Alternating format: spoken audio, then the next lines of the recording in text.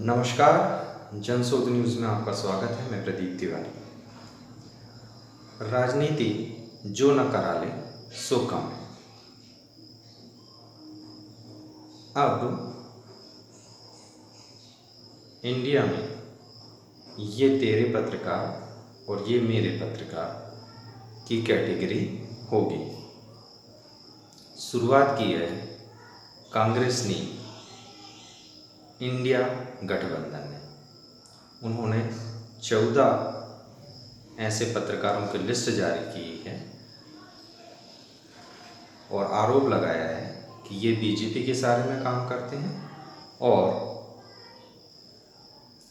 नरेंद्र मोदी के दबाव के कारण ये उनके हित में काम करते हैं। जब तक ये स्वतंत्र और निष्पक्ष पत्रकारिता नहीं करते हैं तब तक इनके कार्यक्रमों में ना तो इंडिया गठबंधन अपना कोई प्रतिनिधि भेजेगा, ना इनके कार्यक्रमों में कोई प्रतिनिधि शामिल होगा।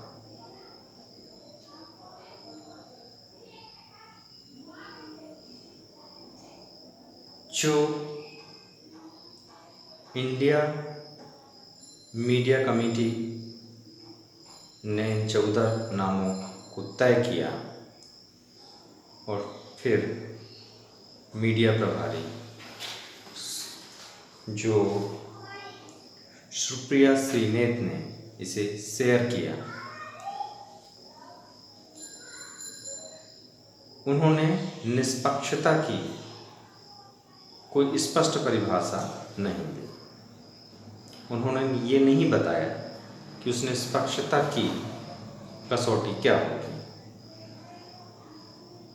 क्या वो बीजेपी विरोध होगा या फिर इंडिया गठबंधन का सहयोग होगा। उन्होंने ये लिस्ट भी नहीं बताई और ये परिपाटी को भी दरकिनार कर दिया कि क्या ये पहली बार हो रहा है जब पत्रकारों तक एक ग्रुप या समूह सरकार की वाहवाही कर रहा है। क्या ये पहले नहीं होता रहा है? क्या इसके उदाहरण हमारे इतिहास में नहीं मिलते? अगर मिलते हैं तो फिर आज तिहाई तौबा क्यों? जो पत्रकार बिक सकते हैं, जो पत्रकार उस तरीके की बातें कर सकते हैं, अपना स्वाभिमान को गिरवी रख सकते हैं, वो आज के भारत में भी और कल के भी भारत में भी थे और वो हमेशा रहेंगे। मगर उनकी बातों को भी लोकतंत्र में इस तरीके से दबाना या उसको एकदम से नकार देना भी, ये भी कहाँ तक उचित है। जबकि यही गठबंधन और इसके लोग और अलग अलग राजनीतिक पार्टियां, जिसमें प्रमुख रूप से कांग्रेस थी, विचारों की अभिव्यक्ति की स्वतंत्रता की गाहे बगाहे बातें किया करते थे। अब वो स्वतंत्र विचारधारा और विचारों की अभिव्यक्ति की स्वतंत्रता कहाँ गई? क्या ये विशेष तरह की सिलेक्टिव पॉलिटिक्स नहीं है? और अगर है तो फिर लोकतंत्र की दुहाई क्यों?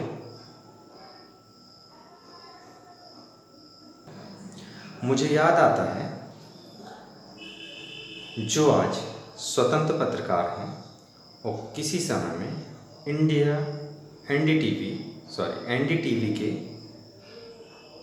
पूर्व प्रमुख रिपोर्टर हुआ करते थे, रवीश कुमार ने एक कार्यक्रम में कहा था कि अब तो स्पष्ट रूप से लिस्ट जारी कर देनी चाहिए कि कौन बीजेपी का पत्रकार और कौन कांग्रेस का पत्रकार।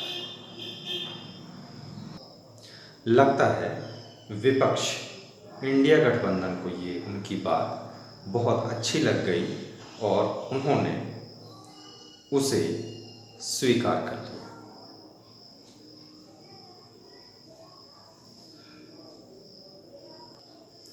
राजनीतिक दल ये तो पहले ही कर चुके थे कि ये तेरा नौकरशाह और ये मेरा नौकरशाह है। उन्होंने इस पूरे नौकरशाही को एक तरीके से बांट लिया था। जब एक गवर्नमेंट आती थी वो अलग अधिकारियों को नियुक्त कर देती थी, जब दूसरी गवर्नमेंट आती थी वो अलग तरीके के अधिकारियों को नियुक्त कर देती थी। ये उन्होंने कर ही चुका था। बचे पत्रकार थे, अब उनकी बारी है।